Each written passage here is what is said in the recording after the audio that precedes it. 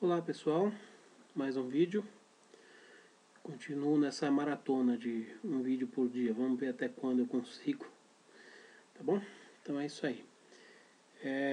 Estou tentando não mesclar muito, aliás, estou tentando mesclar mais e não repetir muito os gêneros. Hoje eu ia falar de um outro livro muito interessante do gênero policial, mas como eu falei ontem de uma autora policial, então eu resolvi mudar o script. Vou falar de um livro que vocês já estão vendo aí na descrição do vídeo, que é um livro que não sei se fez muito sucesso no Brasil. Foi lançado pela Companhia das Letras. Eu não conheço mais ninguém que tenha lido. Eu li logo depois que saiu, faz uns 15 anos que eu li esse livro, então. É um livro de 97, foi lançado no Brasil em 98. Eu devo ter lido por volta de 2000, alguma coisa assim. Faz um bom tempo que eu li. Mas é um livro muito interessante. Vou mostrar o livro aqui para vocês. O Deus das Pequenas Coisas. Tá aqui. Tá? O Deus das Pequenas Coisas. Arundhati Roy. Arundhati Roy. Tá? Companhia das Letras. Ele tem 350 páginas. 350 páginas. Bom, Arundhati Roy é uma escritora indiana, nascida em 1961. Esse livro é o livro de estreia dela. Ela escreveu lançou quando tinha 36 anos, diz que levou muito tempo a escrever esse livro, não sei quantos anos aí. Ganhou, foi um fenômeno na época, porque ela chegou a ganhar o Booker Prize, provavelmente o maior prêmio literário da Inglaterra, que o livro, apesar de indiano, foi lançado em inglês. E talvez por isso mesmo que ele saiu tão rápido no Brasil. Provavelmente pelo estouro que teve, pelo prestígio que teve esse livro e essa autora, muito provavelmente as editoras aproveitaram para lançar em todos os países. Eu não sei se chegou a vender muito, porque eu verifiquei hoje que ela teve muitos livros depois lançados e nenhum deles foi traduzido aqui para o Brasil. Eu nunca ouvi falar dessa autora ter participado de alguma coisa aqui no Brasil.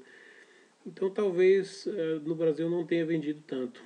Mas enfim, se o livro vendeu ou não vendeu, não importa muito. Eu verifiquei também que parece que nos últimos tempos, aí, nos últimos 10 ou 12 anos, ou pouco depois do livro, a autora está mais preocupada com ativismo político do que com literatura. Mas aí cada um sabe da sua vida. Eu vou falar do livro dela, que é bem interessante. Para começar, um livro indiano, né? A Índia é um mundo, né? A Índia ela é um mundo completamente novo e completamente maluco para quem tem uma visão ocidental da coisa, né? A Índia ela ainda não é um país inserido na globalização, na modernidade. Você sai daqui de São Paulo, você vai para Nova York, ok, muda algumas coisas, mas basicamente é a mesma coisa. Você tem o estilo de vida é mais ou menos igual, os locais são mais ou menos iguais, vai mudar a arquitetura, vai mudar a segurança, tá bom, mas é a mesma coisa. Você vai para uma cidade da Europa Ocidental, mesma coisa, tal. A Índia não, a Índia é um mistério, é um negócio que é uma viagem que eu não fiz ainda, vou fazer algum dia desses para descobrir uma parte dos seus mistérios, porque todos seria impossível. Então é um sistema totalmente diferente. As pessoas que vão para lá, algumas ficam horrorizadas, outras voltam encantadas. Tem beleza, tem miséria, tem riqueza, tem pobreza, tem um pouco de tudo ali misturado. Fora a tradição muito grande hindu, misturada com o colonialismo inglês, que a Inglaterra colonizou a Índia durante muito tempo. E tudo isso aí com um caldo agora de globalização, de muitos indianos que saíram da Índia e foram estudar nos Estados Unidos, na Europa. A Índia hoje em dia é um grande fornecedor de cérebros. Aí você vai no Vale do Silício, várias empresas de ponta, aí tem indianos como seu CEO e outros executivos importantes. Então a Índia tem muito indiano saindo e muito indiano voltando, né? Saindo, pegando um background e voltando. Aos poucos a Índia está se modernizando, mas ela ainda é muito antiga. Antiga, estou dizendo, nos seus costumes e valores. Então vamos falar um pouco do livro. Esse livro é uma história de uma família indiana. Uma família indiana rural, da região de Kerala. Kerala ou Kerala? Acho que é Kerala. Agora eu não lembro exatamente o nome da província ali, do estado. É zona rural. O livro começa, antes de mais nada, com um flashback. Ele retrata principalmente a vida de dois irmãos gêmeos, mas não univitelinos, Esta e Rahel, R-A-H-A-L, Rahel. Um garoto e uma garota que depois de muitos anos, na verdade eles foram separados quando eles estavam começar já direto. Na verdade é o seguinte, o livro começa no futuro e remonta para o passado, tá bom? Então, num determinado momento do futuro, eles voltam para o passado, na época de final da década de 60, e relembram a infância deles. Eles nasceram numa casa onde morava a avó, a mãe, a prima e o tio. Eles tiveram... A avó tinha uma fábrica de picles, chamava Picles Paraíso, Casa de Picles Paraíso.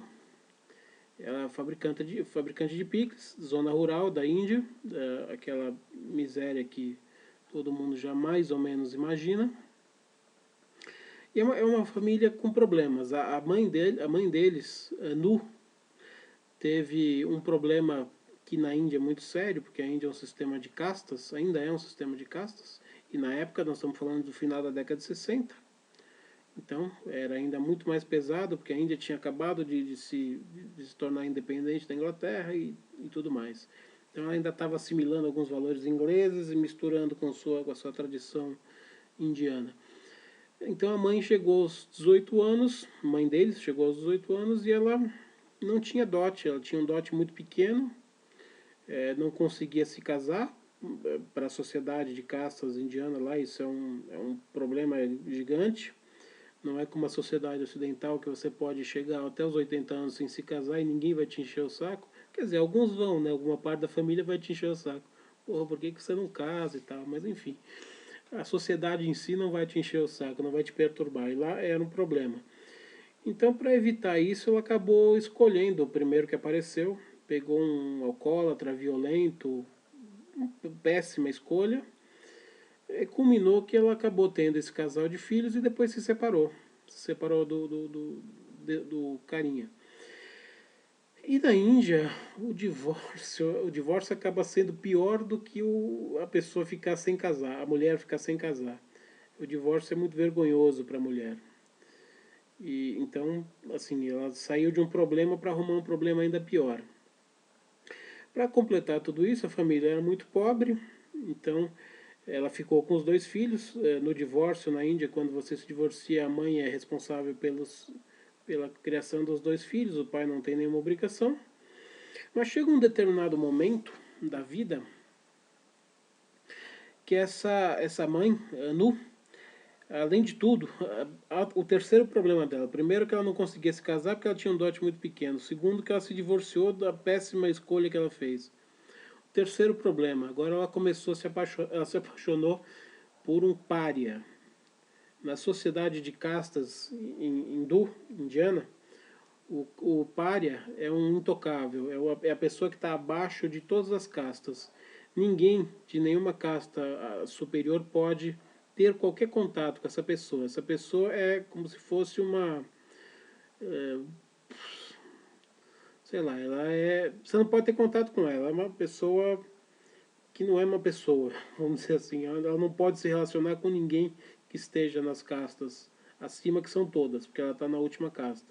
Então é mais um problema para a família, para a imagem da família ficar mal vista na sociedade. Então é uma família repleta de problemas.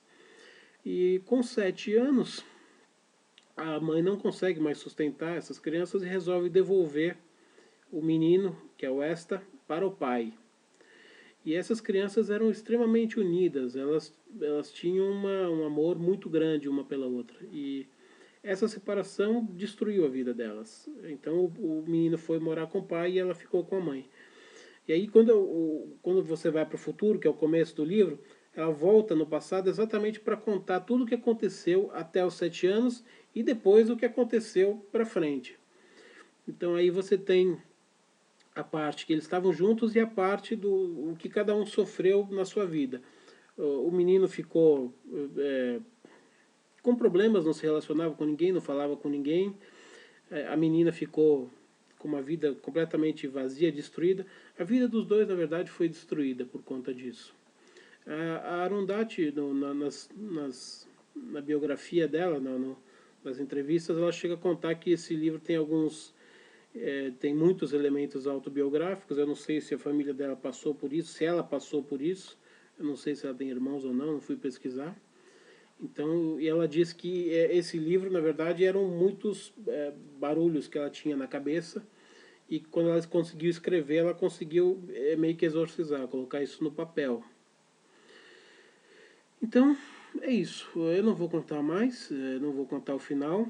Eu não vou contar também quem é o famoso Deus das pequenas coisas. Se você ler o livro inteirinho, você vai entender o que é, ou quem é, ou do que se trata o Deus das pequenas coisas. Tá bom?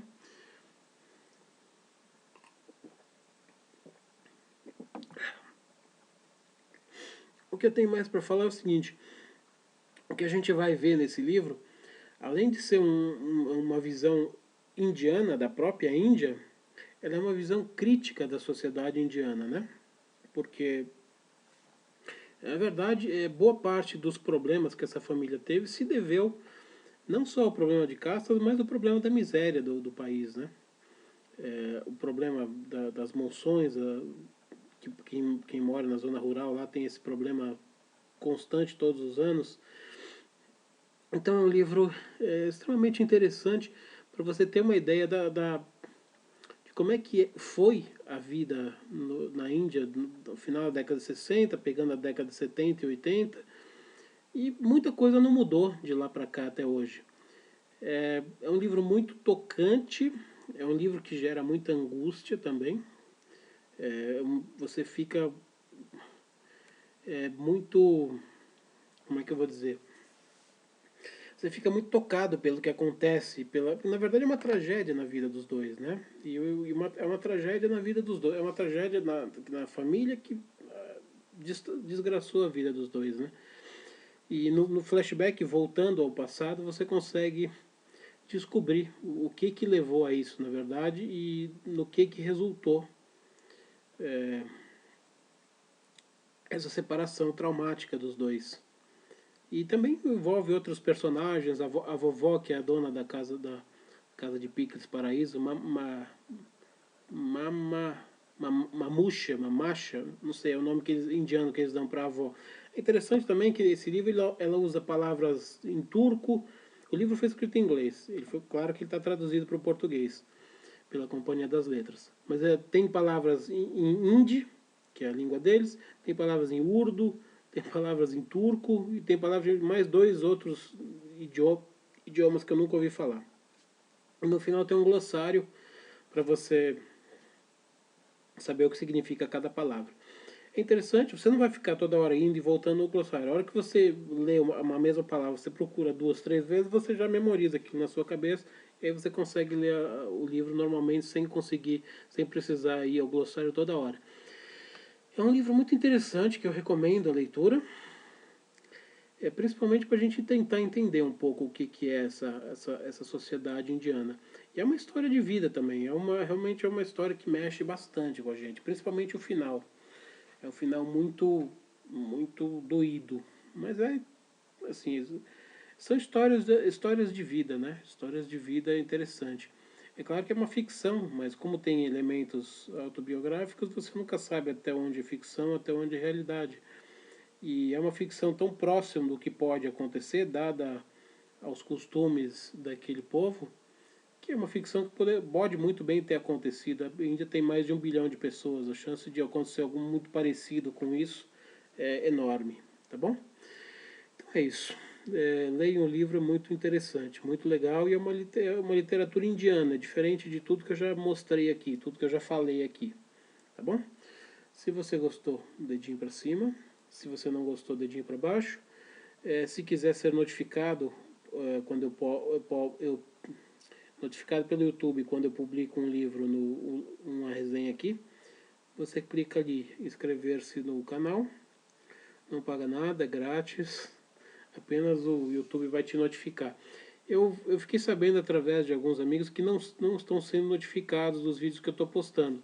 Provavelmente na sua conta do YouTube, quando você se inscreve no canal, deve ter uma opção lá para você selecionar se você quer receber sempre ou não as atualizações de cada canal que você se inscreve.